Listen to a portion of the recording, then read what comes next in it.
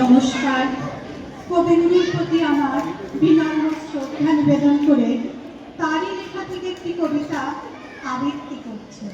কবিতার নাম আগমন, খেয়া কাব্যগ্রন্থ থেকে। তখন একটি আধার হলো, সাঙ্গ হলো কাজ, আমরা মনে ভেবেছিলেন আসবে না কেউ আজ।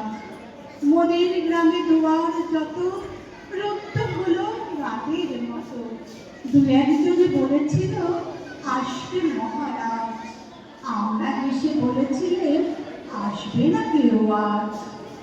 তার যেন আঘাত হলো, শুনেছিলেন সবে, আমরা তখন বলেছিলেন বাতাস বুঝি হবে।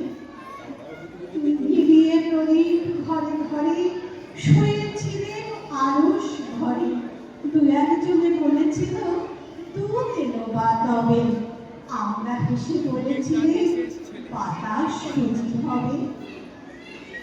নিশীথ রাতে শোনা গেল কিসের যেন ধ্বনি, ঘুমের ঘরে ভেবেছিলেন মেঘের গর্জনি।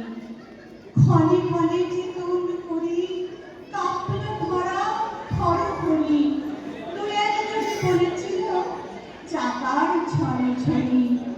ঘুমের ঘরে কহি মোরা মেঘের গর্জনি।